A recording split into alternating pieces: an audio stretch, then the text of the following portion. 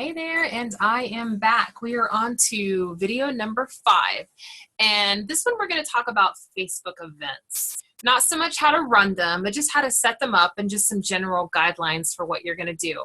And maybe even touch a little bit on social media and how, some things that you should do and some things you definitely shouldn't do. So let's get on over, and we're going to start this screen sharing. I'm actually going to take you over to Facebook. Let's start there. Okay, first of all, let's talk about difference between groups and pages. All right, so a page is something like this. This is J Designs, and this is my daughter's page. She does not have a Facebook group, and she's not allowed to post her photo or anything, but she makes bears. So we created her a cute little page where she can show her bear creations and let people buy them if she wants to. This is a page. You don't want to create a page for your business. 2 reasons. You're not allowed to actively sell on Facebook. So if you're out there publicly posting on your page specials and prices and all of this stuff, it's not going to go over very well for Facebook. Second of all, in order for people to really see your pages, you kind of have to do something called boosting, and boosting costs money. So what you're going to want to do is something called a group. So I'm going to go back over here to my home. And here we have, all of your shortcuts around here. These are some of my favorite pages and groups over here. So what you want to do, let me open this up. And let's see where Facebook is now hidden groups. There it is right here, groups, because you're going to click on that. And then you're going to want to click on create group. Okay, I'm not going to do that because I'm not trying to create a new one. First thing, in your group, give it a name that's fun. Like mine is Tammy's Timeout. You can't do anything using the numbers or the words 31 because 31 wants people to understand that you are an independent consultant. You do not have a job with 31. You do not work for them. You are independent. You are using their brand by signing up and becoming a consultant. So do something fun like, Creative Corner or Tammy's Timeout or Bags and Ladies or whatever you want to do. So when you create that group, you also want to make it private. Don't make it secret. It's okay if people search for you, but don't make it public. Because if you make it public, anybody can join, anybody can see it, and every time you post, it goes all over your friends' walls. And the next thing you know, your friends are hiding you because they don't want to see anything else about 31. All right, so once you've created the group, you can label it as a hobby group or something like that. You still want to keep it very much about relationships. Do not market it as a selling group. You're not allowed to sell on Facebook. I can't, express that enough. You're only allowed to sell through your replicated website. What you are doing with your group, let me get to mine real quick. Hold on. What I'm doing on my group is I am posting prices and I am showing things that are available, but I'm not actively selling. I am sharing what my company is doing. There I can do events, I can do games, I can do drawings, I can do, post in the comments, your view right now, just things to keep your group entertained and engaged. Every once in a while I'll get a sale through there, every once in a while I'll book a party, but it really is a place for my customers to come and find me. I can copy the URL link to my group and I can share it with people and they can request to join. And so that is the difference between public, private, and secret. Secret, they can't request to join, they can't do anything. So you don't want to do that. But public, everybody's going to see it and you don't want to do that. So Tammy's Timeout, your private group is where you're going to share, have fun, show people what the customer specials are, all of that. Just please do not add people to that group without their permission. You want to start with your core group of friends. Maybe send out a mass message on Facebook. Say, hey guys, I just started a group for my business. Who would like me to add them? Give them the opportunity to be added.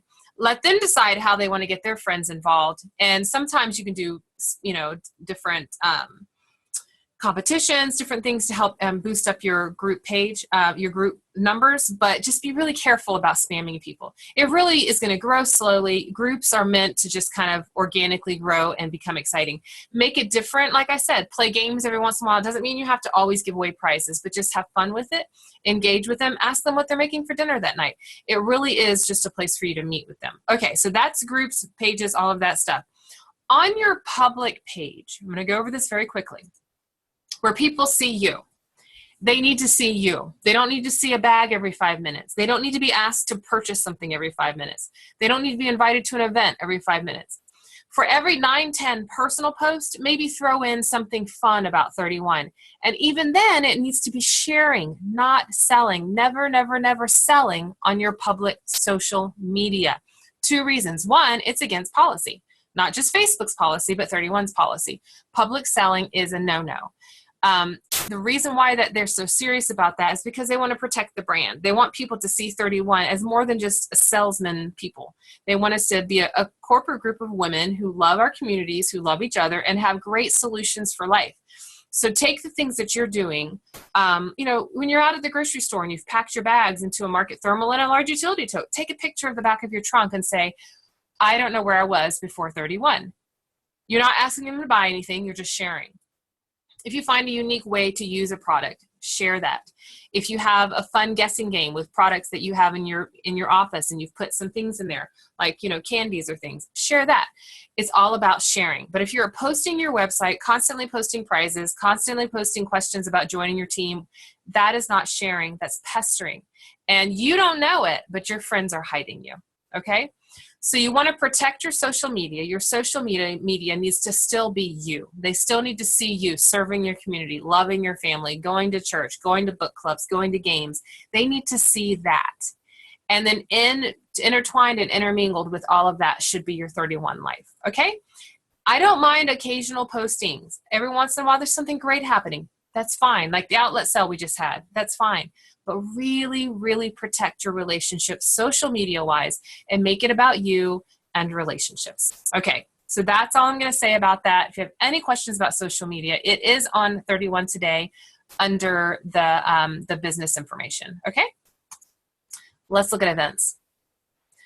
Okay, so we're going down here to events, and you have decided that you want to do an online party, or you have a friend who says, I can't do a home party, but I'd like to do a catalog party. Can we do a Facebook event as well? Absolutely.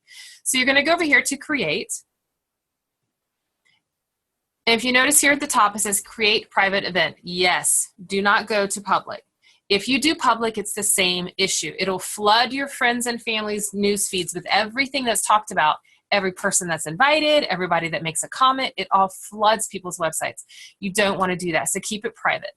You choose your theme or you choose an uploaded photo. Remember, I think it was in video number 3, we talked about how to find customer special photos that you can use on Facebook. Those social media graphics are there for you to use. Those are great for uploading to these events. All right, so I'm just going to choose one. Remember, I told you how to make a folder.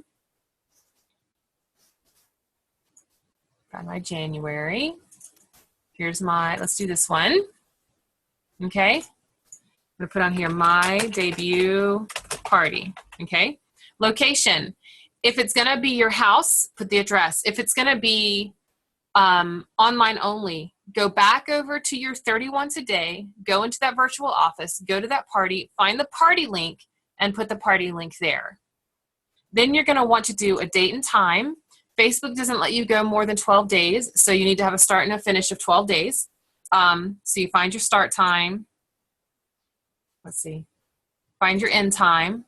Put your information into there like, hey guys, this is Tammy. I've just started with 31 gifts. I would love your support and love.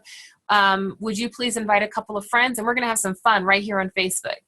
And then that's what you do for a Facebook party. Okay. Now, like I said, I am not going to go into all the details of how to run a party. I'm going to show you something. Because everybody does it differently. The best advice I can give for doing a Facebook event or a party, let me tell you the difference. A Facebook event is basically just a place where you on that event where they can let their friends and family know they're doing a catalog party, and you can just share photos every once in a while about the specials and solutions and how they can use the products. A Facebook party is when you actually have a time date when for 30 minutes, 45 minutes, you're on there doing live posts and broadcasting and getting involved just like you were at a regular party. It's completely up to you how you want to do that.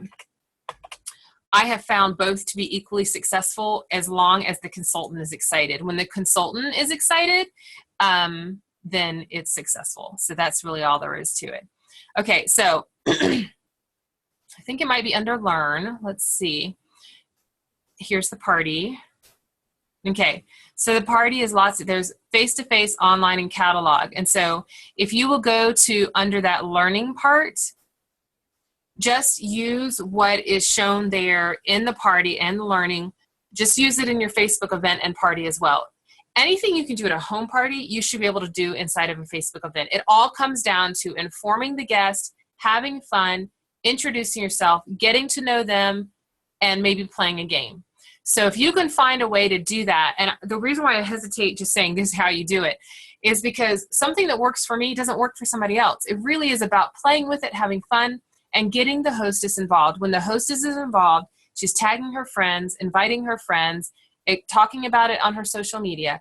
Those parties blow up. So if you can hostess coach her into having fun, you're going to do great.